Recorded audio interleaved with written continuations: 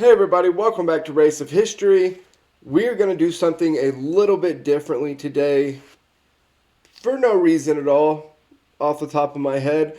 We are going to do the decline and dissolution of the Soviet Union. I can't think of any reason why we would do it today specifically, but this is what we're going to do. It's a short kind of, broad look at it. At least I think it is. It's only 10 minutes long. But this is what we're going to get into today. And with the things going on right now, geopolitically, with the moves that Russia has made in regards to the Ukraine, with the idea that Putin would like Russia to, harken back to the days of the Russian Empire. I wanted to read something like very specific that I thought of in regards to it. Now, I have talked a lot on this channel about author Philip Gibbs, who followed around the military during World War One.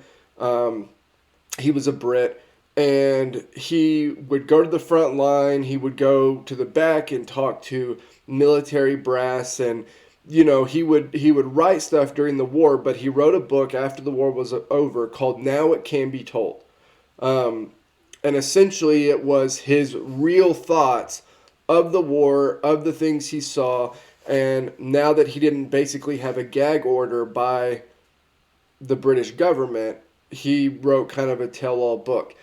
One of the quotes in the book has always stuck out to me. It was mentioned in one of Dan Carlin's Hardcore History episodes, and the second that I heard it, I immediately went and got the book. It's real easy to find, and read it because it was so intriguing to me as somebody who studies history that it made me want to read the rest of what he had to say. I'm going to read the quote in just a second, but the idea is that we view history through kind of this long lost lens, right? And the idea is that humans have evolved. Society has gotten to a place where stability is just the way of life, right? And I think that's a miscalculation on our part, because the evolution and the changes and the way the system works is constantly changing. I mean, constantly. And so the only real stability historically is that there will be instability. Like, that's the only constant in there, is that there is going to be instability. So with the quote, though, he says, this is Philip Gibbs, quote, "It was astonishing how loudly one laughed at tales of gruesome things, of war's brutality, I with the rest of them. I think the bottom of it was a sense of the ironical contrast between the normal ways of civilian life and this hark back to the caveman code.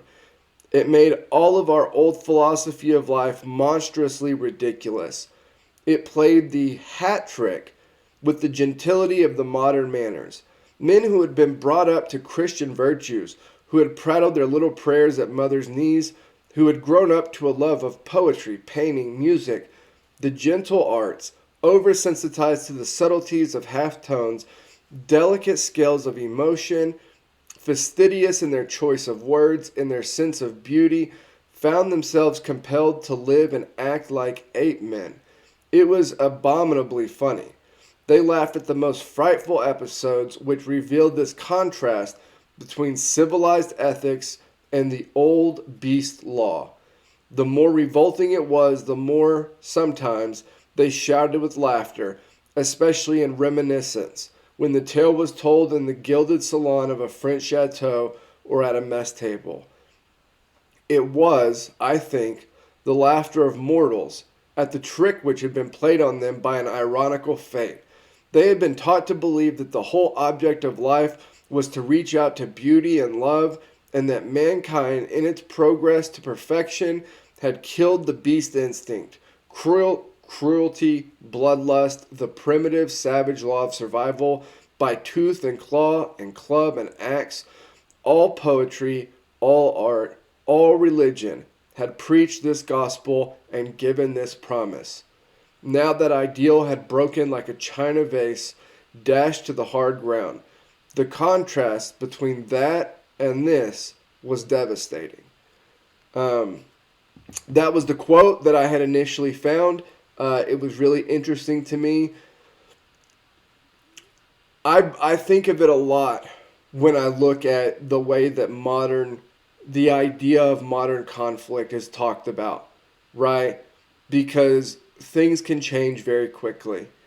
And I think right now we're seeing for the first time in a long time how thin the thread is that kind of holds the whole overall system together, right?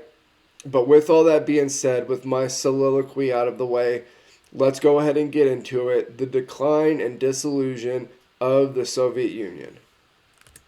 1953, and Joseph Stalin is dead. Stalin's previous policies of purging those who disagreed with him created a climate of terror, meaning his death left everyone feeling a bit nervous, to say the least. His most likely heir was Lavrenti Beria, who ran the internal security forces, which importantly included the secret police, the MGB. This wasn't to be the case since the other potential successors, Georgy Malenkov, Stalin's former deputy, and Vyacheslav Molotov, the foreign minister, teamed up to remove him. As a result, in late 1953 he came down with a fatal case of being shot. So which one of these two would succeed Stalin? It was neither, since in late 1953 Nikita Khrushchev, who was head of the Moscow branch of the Communist Party, managed to climb to the top of the pile, due in most part to the support of high-ranking officials and military leaders, the most notable being Field Marshal Georgy Zhukov. Instead of doing what Stalin did and executing his rivals, Khrushchev simply demoted or fired them, as he would later do to Zhukov. However, he did follow Stalin's footsteps by holding the two highest offices in the USSR simultaneously. The first was the General Secretary of the Communist Party, who was in charge of party doctrine and, importantly, who would rise through its ranks. The second was the Premier of the Soviet Union, a position which controlled the government itself and implementation of communist doctrine, and importantly could give nice jobs with all sorts of benefits to his allies. Incidentally, those who filled these bureaucratic jobs were collectively known as the nomenklatura, and it was immensely corrupt. So Khrushchev's early premiership was troubled, and he wanted to implement sweeping changes to reform the USSR. One issue was rioting throughout the system of labour prison camps, better known in the West as the gulags. These riots were repressed, but over the following years many prisoners were released back into society,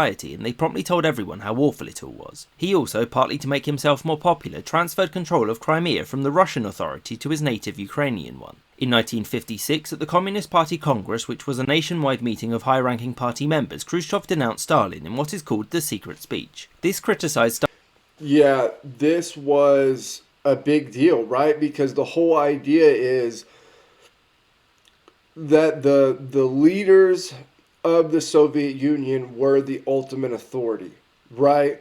And not just authority for the state or the military or something like that. They're the final authority for the party, right? And the party is everything at this time. And so, essentially, if you control the party, you control the USSR. The idea that Stalin had been doing things that were counterproductive sends this kind of like shift to, I don't want to say, I'm trying to figure out how to say this, because it's not anti-authoritarianism. It's not even really a lot less authoritarianism. It's more, Stalin had been so extreme in his ruthless, in his ruthless way of carrying out authoritarian dictatorship, that Khrushchev, just by the nature of what Stalin had been, tried to pull back from that extreme. But it wasn't as if they were going some soft direction. It's not like at this point they were moving away from authoritarianism into like more democratic systems.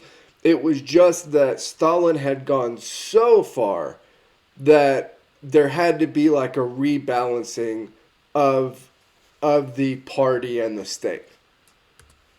Stalin's use of repression and false trials, his use of mass deportations, and his attempts to create a cult of personality around himself. The pledge was that the USSR and Soviet communism in general would need to change if it was to survive, which ushered in a period known as de-Stalinisation. This doesn't mean that the USSR was suddenly a free nation. It wasn't, and it still didn't tolerate dissent, it was simply less likely to shoot you for it. Instead, a person who now held what were deemed to be socially dangerous opinions would simply lose their jobs or were forcibly admitted to psychiatric hospitals. So the 1950s and early 60s were a time of great change for the USSR, and Khrushchev led several initiatives to enact such change. He was in office when the USSR detonated its first hydrogen bomb, a more powerful form of nuclear weapon, and also when Sputnik, the first artificial satellite, was launched into orbit. 1961 saw the greatest triumph of the Soviet space program, when the USSR became the first nation to achieve manned spaceflight after putting Yuri Gagarin into orbit. It should be noted that the Soviet space program was less about carrying satellites and men into space and more about testing rockets, to see if they could carry the aforementioned hydrogen bombs to America,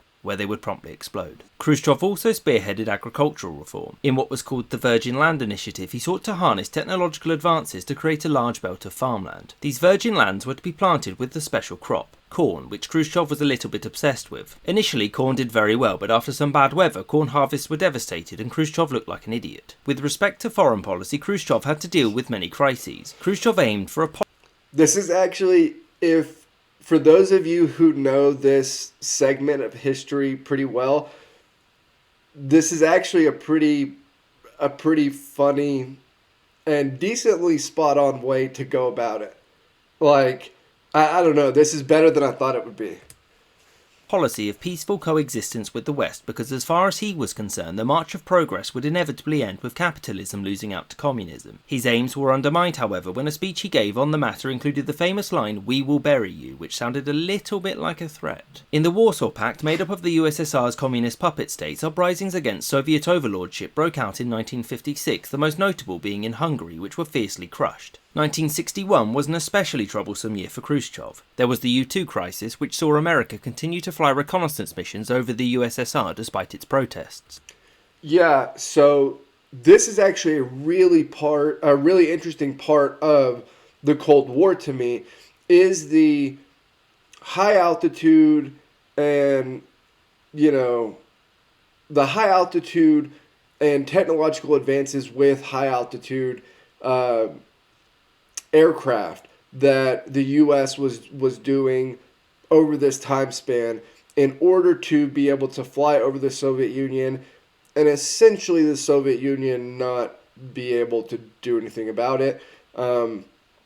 They were pretty successful at it. If you go back and look at some of the different things that were tried, some of the things that worked, why they changed from one to another and things like that, it's actually a really interesting process where you see kind of this chess match going back and forth between the Soviet Union and the West, specifically the US.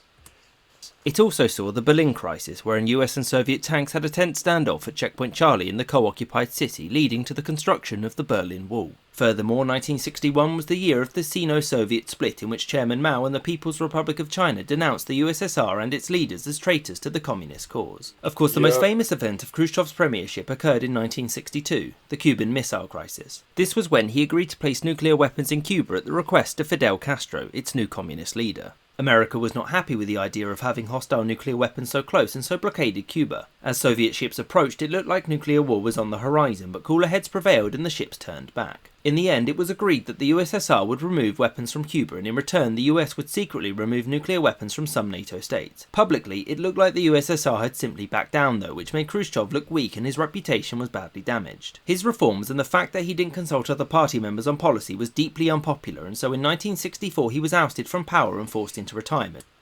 Yeah, so from what I've read on this topic, the Cuban Missile Crisis really does a lot to undermine Khrushchev and his position with the party, right? that was not seen as it was seen as a mess up all around. It was seen as a mess up all around because the idea was if you aren't going to take a strong stance, then why the hell are you sending nukes to Cuba? And if you are wanting to take a strong stance and send nukes to Cuba, then why are you backing down? And so it was kind of this, like, he caught it from both directions. From the things I've read about it, this was massively influential in undermining and eventually getting Khrushchev out of office. He did get to live, though, so that was nice. He was replaced by Leonid Brezhnev, who held less direct power than his predecessors and would consult other high-ranking party members. Brezhnev became the general secretary, and the premiership went to his close ally Alexei Kosygin. Both of these men were unhappy with Khrushchev's previous liberalising reforms and sought to undo many of them. One means of doing this was to enforce stricter standards on the Warsaw Pact, the most notable being Czechoslovakia, who had recently relaxed their censorship laws. This was unacceptable, and so, with the assistance of some other members of the Warsaw Pact, the USSR invaded and put an end to any reforms there. This sort of intervention in other communist states formed the backbone of Soviet foreign policy, known as the Brezhnev Doctrine. Under Brezhnev, the USSR famously entered a period of economic stagnation. There are many reasons for this. The first was that prices were fixed by the central government, meaning that prices couldn't be adjusted to prevent losses. And this is what happens. It's very hard for a central state to run an economy completely, right? Like, there are unintended consequences for basically every move that you make, but no matter what you do. And in fact, it's hard to try to control economies at all. In regards to the US and the Fed backstopping the 2008 financial crisis, that push of money and liquidity into into the banks, it raised drastically the asset prices in the country. And because 10% of the country owns essentially all of the assets, it made a small amount of people and a stupid amount of money and did very little, in fact, did nothing for everybody else. And so even policies that you implement for the right reasons can have unintended consequences across the economy that are brutal. Another was that corruption was rampant, something which Brezhnev was happy to ignore. Economic stagnation led to mild social turmoil, as many in the USSR became fed up with worsening living conditions. Some men, such as Andrei Sakharov, became outspoken critics of the government, in particular the USSR's military and nuclear policies. Another was Alexander Solzhenitsyn, whose most famous work, The Gulag Archipelago, It's one of the best books that's ever been written. The Gulag Archipelago is one of the best books that's ever been written. If you haven't read it, go read it. If you haven't read it, go read it. It is an incredible piece of literary work.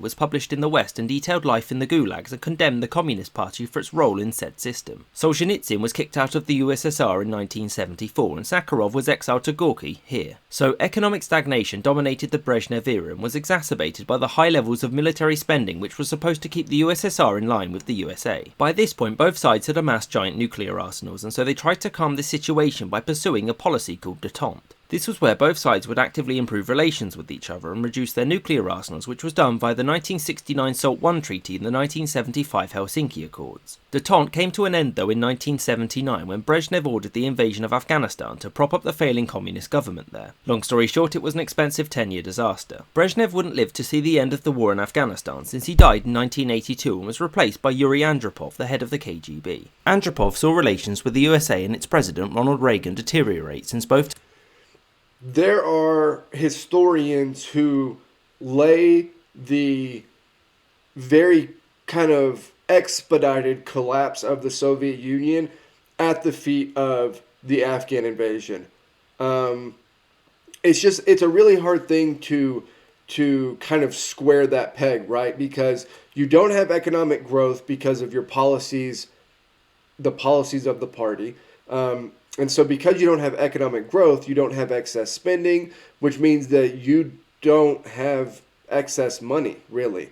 The money that you do have is all going to the military budget, And then you go and invade Afghanistan and you use a ton of money, a ton of resources, and nothing really happens, changes. You've put yourself in a lot worse position overall. And so the whole thing at this point is going downhill. The Afghan invasion, in my opinion, at least from the historians I've read, it exacerbates the issue pretty drastically.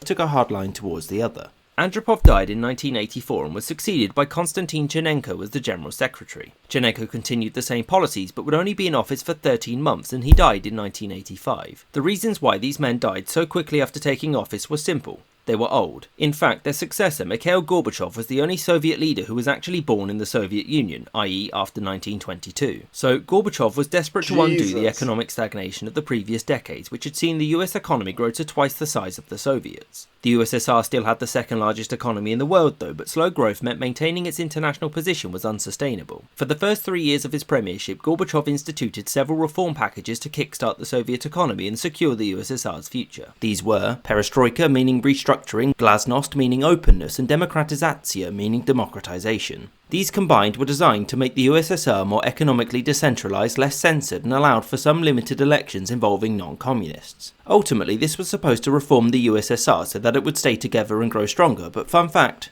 no. Openness for the press led to many Soviet citizens finding out just how much worse off they were than their capitalist counterparts and were made aware of any incompetencies in the government. One example was made public in April 1986 when a nuclear reactor at Chernobyl exploded. What really shocked the Soviet population was that they didn't hear about it for 2 weeks, meaning that their government was happy to censor disasters. Democratization gave a potential voice to all of this newfound discontent, and almost universally when communist candidates ran against non-communist independents, they lost. So 1989 was a major year for Gorbachev and the Soviet Union. Gorbachev denounced repression and permitted free elections within the Warsaw Pact, which led to its collapse. This is a huge turn. This is the real switch, right?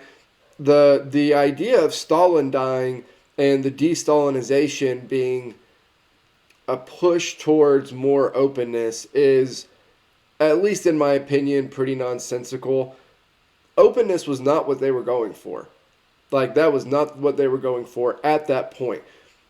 At this point, the economic stagnation has gotten to such a degree that you have to get people spending. You have to get money flowing through the economy.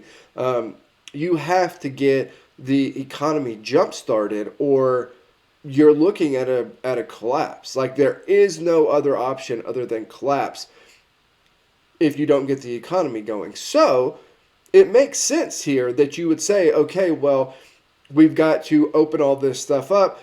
We've got to have people be able to make more money and have a more free market, and just have the speed at which money is being transacted pick up, right?